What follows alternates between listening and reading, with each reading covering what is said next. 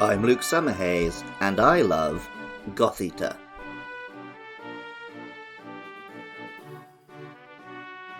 The name Goth originally referred to a group of civilizations which fought with the Roman Empire. When the thinkers of the Renaissance judged the post-Roman architecture of the Middle Ages, they called it Gothic in an attempt to insult it and suggest it was barbaric.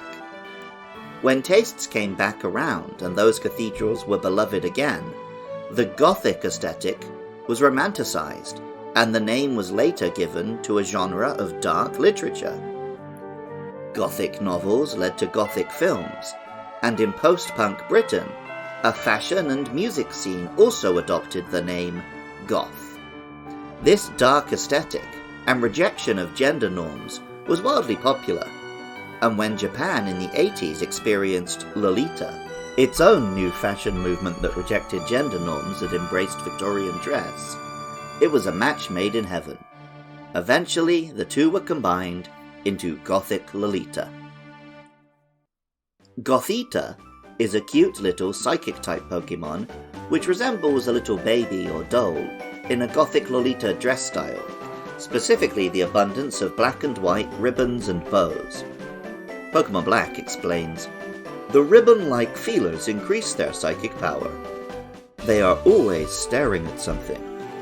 And Pokémon White says, "They intently observe both trainers and Pokémon. Apparently they are looking at something that only Gothita can see." This idea of Gothita staring like a pet cat at some invisible demon we can't see is nicely spooky, appropriate for a Pokémon based on a form of horror literature. The name Gothita, of course, comes from Gothic Lolita, the Japanese fashion niche, while the Japanese name is Gothima, a combination of Gothic with the Japanese word yochimu, which is a type of precognitive dream. For now, Gothita seems to be seeing unseen things in our world. Later, it will begin to truly see the future when, at level 32, it evolves into Gothorita. Standing a little taller and with more human proportions, Gothorita exaggerates the Gothic Lolita appearance, with a hem like a dress, a big hairdo, even more bows, and red lips and dismissive eyes. The dark aesthetic of Goths is similar, and sometimes paired with, the modern witch.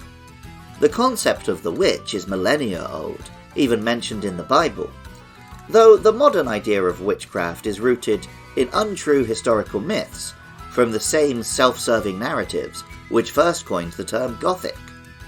Just as any architecture which wasn't classic Roman was looked down upon, any older societal practice was seen as pagan and heretical.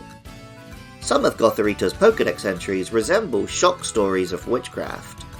Pokémon Black told us, "They use hypnosis to control people and Pokémon. Tales of Gothorita leading people astray are told in every corner."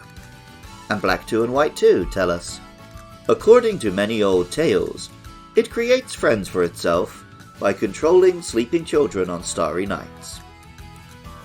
Gothorita's association with stars doesn't stop at the aesthetic of a starry sky.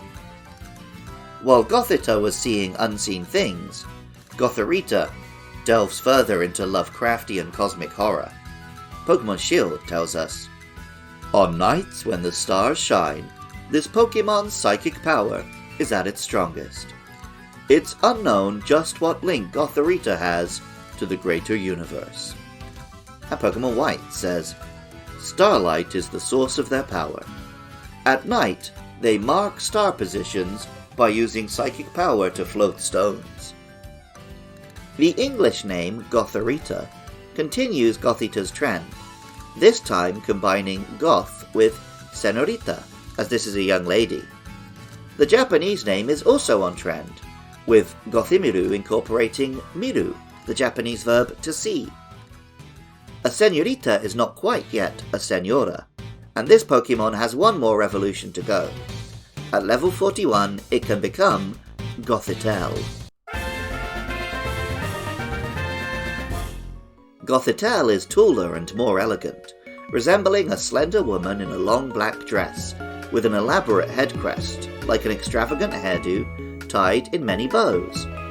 Pokémon Black says, "Starry skies thousands of light years away are visible in the space distorted by their intense psychic power."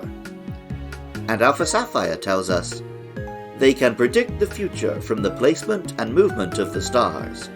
They can see trainers' lifespans." This is the realization of Gothita's promise of a Pokémon that has precognitive visions, as well as Gothorita's connection to the stars. Using the stars to divine the future has existed for more than 2,000 years at least, evolving from the very real practice of using astronomical calendars to predict seasons for agricultural purposes. Famously, the Maya had extremely elaborate astrological calendars, which concluded a cycle in 2012, leading many to speculate they foretold an apocalypse. Modern astrology is often associated with modern witchcraft. Gothitelle, however, does a little more than give vague life advice in the newspaper. Pokémon Scarlet says, "Gothitelle unleashes psychic energy and shows opponents dreams of the universe's end. These dreams are apparently ethereal and beautiful." Pokémon Violet says, "It gazes at the stars to predict the future. It acts somewhat detached because it has seen the end of all existence." And if this sounds scary, you'd be right. Pokémon Shield tells us, "A criminal who was shown his fate by a Gothitelle went missing that same day and was never seen again." The name Gothitelle, as well as the Japanese name Gothiruselle, seems to refer to Mademoiselle, switching from Spanish to French for this final adult form. As France was the origin of what we now call Gothic architecture, this feels appropriate in a coming full circle kind of way. The names may also derive from the Pokemon's ability to foretell. Pokémon Sword tells us, "It has tremendous psychic power, but it dislikes conflict. It's also able to predict the future based on the movement of stars." This is ironic, as Gothitelle has been particularly effective on the competitive scene, thanks to the ability Shadow Tag, which prevents the enemy from escaping battle. Combined with effective moves and strong attacking stats, it's easy to predict the opponent will faint. I've always been a little too outgoing and a little too fond of colours to really be a goth.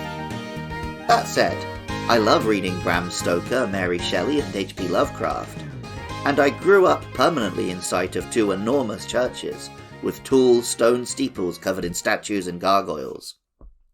I'm embarrassed it took me until now to truly learn what the word goth means. Original music for Luke Loves Pokémon is by Jonathan Cromie, and artwork for the podcast is by Katie Groves. Funding is provided by listeners at patreon.com/podcastiopodcastius.